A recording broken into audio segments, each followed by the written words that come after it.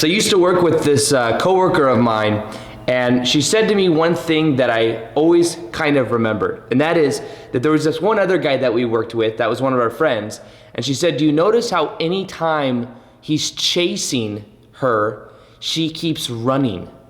Now, it's a powerful metaphor, because when we chase anything, we're implying that it is running away from us. And in this video, I'm gonna show you what is an absolute game changer towards changing around the energy so that they chase you. Welcome back to another video. My name's Aaron, and I help people expand their consciousness. Now in this video, we're gonna be looking at chasing your twin flame, which also chasing is another word for resisting. From now on, anytime you think you're like, well, am I chasing this person? Think, am I resisting this person? Because chasing and resisting are the same thing. And before we even get into the video and what I'm gonna be sharing with you, which is gonna change the way you go about this whole process, think of it like this. This is another metaphor that I have. I grew up with a dog, many different dogs of different ages. And any of these dogs you could go up to, one of them's name was Molly, and the other one's name was Lily.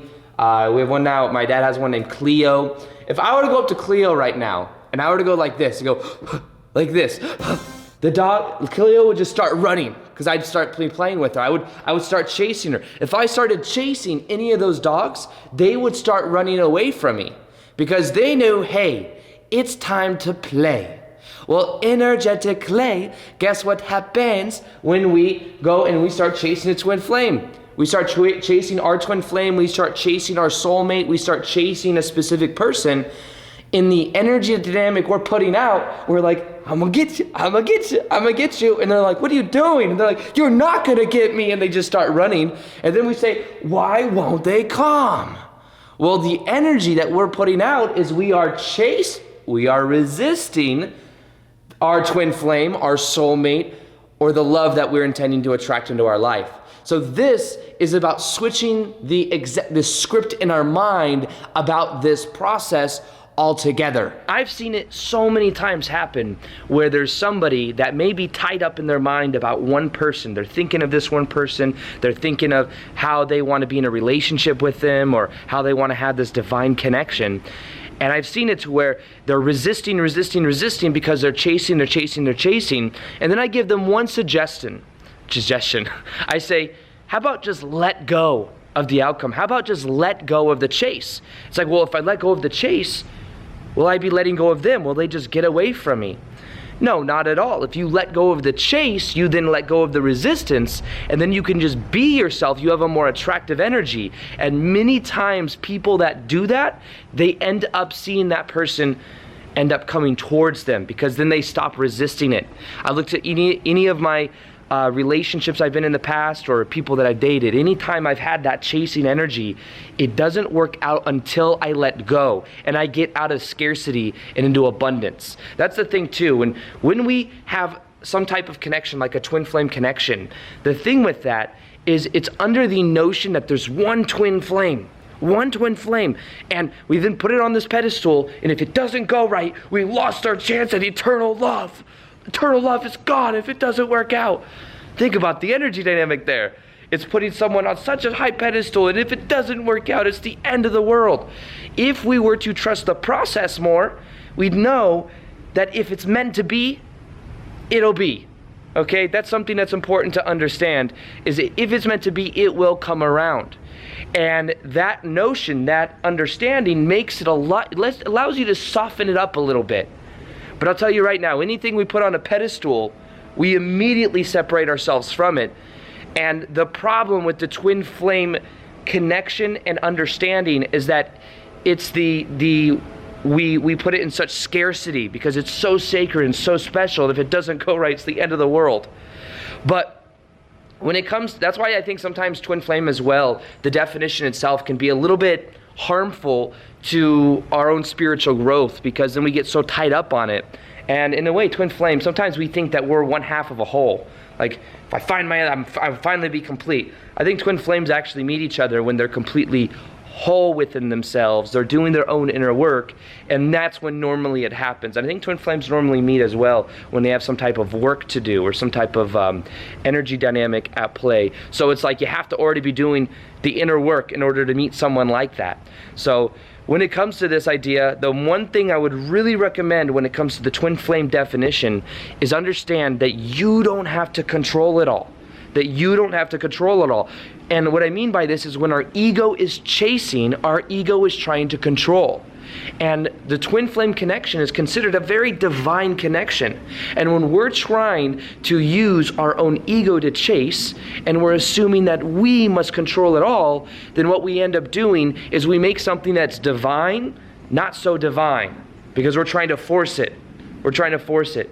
So the key is, first off, taking the twin flame definition off of a pedestal and understanding that you can surrender the need of the ego to control it so that you can then allow it to come into place. Think of meeting your twin flame as a radio dial. When you tune to a certain frequency, then you will be able to perceive of your twin flame and be having the kind of energy dynamic that is very contagious so that they're attracted to you.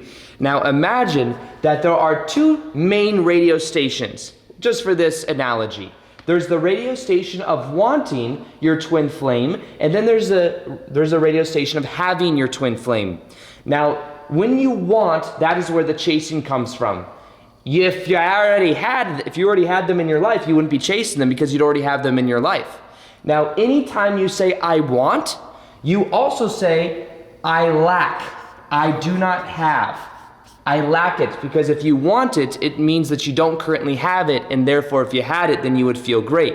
And it's also assuming that our internal state of being would feel better if something on the outside changed. But you see, the key to attracting your twin flame is changing the way you feel on the inside by going inside, by understanding you're whole and complete already. Understand that this is like a radio frequency, and when you put out the energy of love, when you put it out because that's what's inside, then you will be in that radio dial, you'll be able to tune to the vibration of having or being with your twin flame.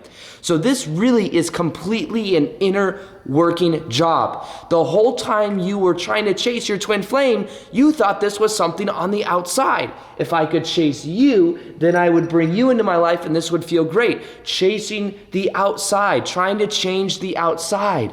And I'll tell you right now, if you change the inside, if you focus on the inside, then you will see that the outside changes as a result. But the first and the most important thing in this process is knowing that you fill up your own cup, and knowing and feeling that self-worth within yourself by going within, feeling that self-love within, which means as well, something else I'll be talking about in a minute, is this right here.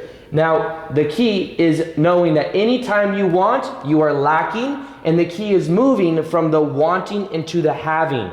You move into the having by having that energy state within you, by feeling whole and complete within you. And most importantly, understand that as you do this inner work and love yourself, you can then perceive of the different radio frequency of having that reality, of being in that reality, of that being your natural set point. So this star right here represents you being the star of your own movie. If you want your twin flame to chase you, you must first off have your own gravity.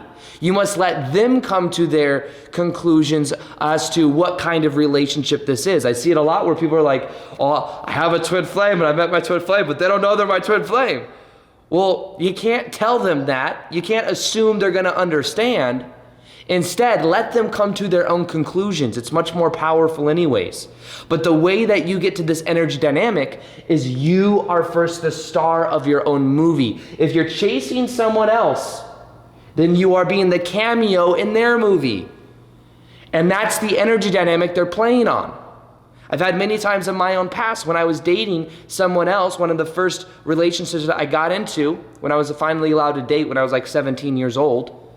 And when I did start dating, that was the energy. I was chasing her. I was buying her these meatball subs. Because that's what I was doing, all this nice stuff for her. And what I noticed is that was coming from a lack of self-worth. I thought if I just give you more things. I also realized that growing up, my dad gave me a lot. One of the ways he expressed love was by buying my brother and I like action figures and stuff. Be on our bed when we came home from our mom's house, go to dad's house. It was there, and we're like, oh, this is really cool. So I thought, hey, I like you. Here's the meatball stop. Here's the meatball stop. Do you like me? And that was the energy dynamic. But guess what happened? The more I chased her, and even though we were kind of together for a while, I was like resisting it. Remember, I was chasing her. I was resisting her. And then she would be playing off of that. And she'd be like, okay, I'll let this guy buy me some meatball subs. I'll let him do that. And then I just, or whatever. And then what happened is eventually I saw that I had other options. I was new in this whole dating world. I, for many years, had no control in my life. All of a sudden, I have this ability to date, and I became friends with this other friend group.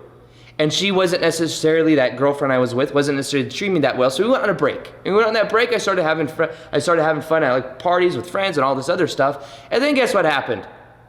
She felt that I wasn't chasing her anymore when I really started to focus on myself and what do I really want. I want to have fun with friends. I want to find out who I am. The energy dynamic switched, and then she started chasing me. She called me like every other day for like 2 weeks until she finally realized, okay, he's like moved on. The energy dynamic changed. You want to know why?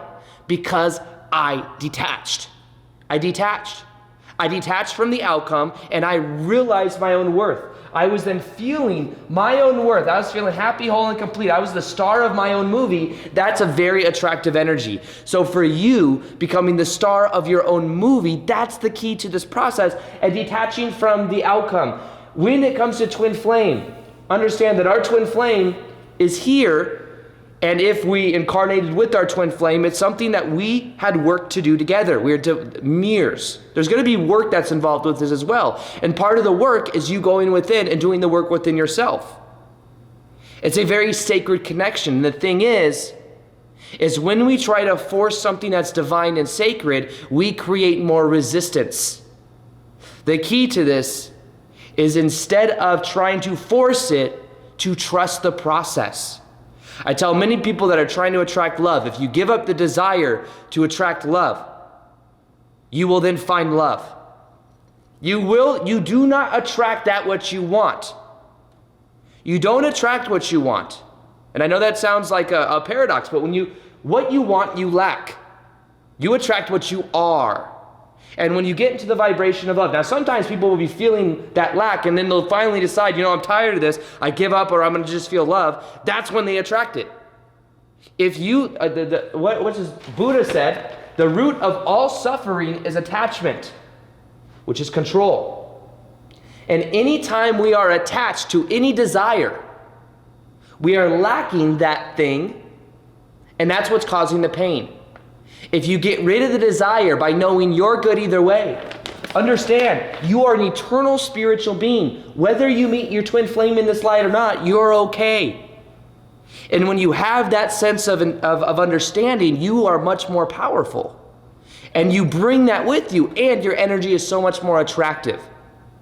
So the thing that I recommend you do is know that wanting versus having are two totally separate radio dials. You must first tune to the reality of having it by knowing that you already have it within you. You're whole and complete. This definition of twin flame, thinking that you're an incomplete soul, is not the case.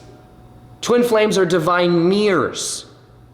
So start doing the inner work now. Know your own worth. Be the star of your own movie. Don't chase, because if you chase, you're resisting. Let them come to their own conclusions, and let this process be divine. Let it be divine, because it will. The universe can show you in a much better way than the ego can control it.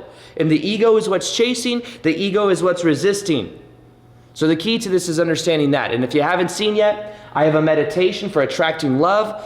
You read the comments of that. I had somebody message me on Instagram yesterday. They said, I read the comments and it had me believe in it, and now I've been doing the meditations. There's hundreds of comments from people that have attracted their love of their life, their twin flame, or their soulmate using that meditation. It'll be in the top of the description box below. It's the most popular meditation that I have on YouTube. Listen for 21 days, watch what happens. Other than that, hope you enjoyed this video. Peace, much love, and namaste.